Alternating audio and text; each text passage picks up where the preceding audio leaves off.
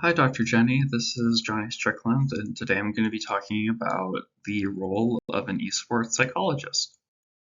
So, what is esports psychology? So, esports psychology is a branch of sports psychology which helps people who work in esports to improve mental and emotional well being, performance, communication skills, leadership skills, and much more. So differences between psychological problems in sports versus esports. So esports is a branch and a section of sports, and as such carries many of the same problems as traditional sports. Traditional sports problems include confidence issues, inadequate coping strategies, past mistakes and achievements being compared to current progress and performance, harassment, lack of self and team development, and difficulty in separating professional and personal life. So these are still experienced by people in esports, but as well as that, there's also stigmatization, which is the idea of somebody saying gaming is not a sport, which can lead to drastic ill effects on players and leaders in esports, as well as tilt, which is when the game negatively affects a player on an emotional level. It generally leads to excessive frustration or aggressive or violent behavior. If you've ever seen videos of people slamming keyboards on the desk or shouting curses and possibly even threats at other players on their team or that they're against, that's being tilted. If a player is tilted enough, they may rage quit, quitting the game out of anger and possibly violently. Experience needed. So these are Pennsylvania requirements to be a esports psychologist.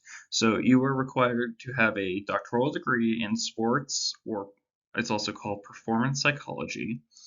You have to pass the examination for professional practice in psychology and the Pennsylvania psychology law examination.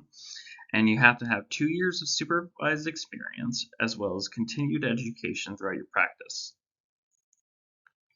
So qualities needed. So you need to have good communication, teamworking skills, listening skills, so you can process information that you're getting from players on the team or leaders on the team, and other skills and qualities that are typically attributed to therapists and other psychiatrists and psychologists, because that's what you are. You are, in a sense, a therapist or a general psychiatrist or psychologist for these players and leaders in esports. So groups that interact most with esports psychologists.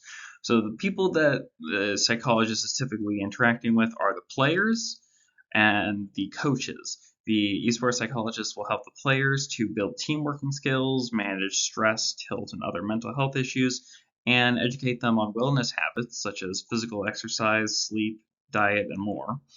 And the psychologist will help the coach to build leadership skills, communication skills, and educate them on pre-game routines and creating motivational and efficient climates for optimal play. So salaries, this data is based on sports psychologist salaries because esports psychology is a relatively new career path, and as such there's not much data on the topic. So the average sports psychologist or esports psychologist salary is 80,000 a year with a low ball of 49,000 a year and a high range of 123,000. So an interesting story I have on esports psychology is the story of Tina Stralis. They are in a Danish CSGO esports team, and they were doing incredibly well, and they were top fragging almost all the time, but they could never seem to get past a semifinal. That was until team psychologist Mia Stelberg came on to the team. She's called the Esports Whisperer because any team that works with her ends up doing incredibly well. And after only 2 or 3 months, they won a major championship and ended up being ranked #1 worldwide, all because they worked with an esports psychologist. Thank you, and here are my references. Have a good day.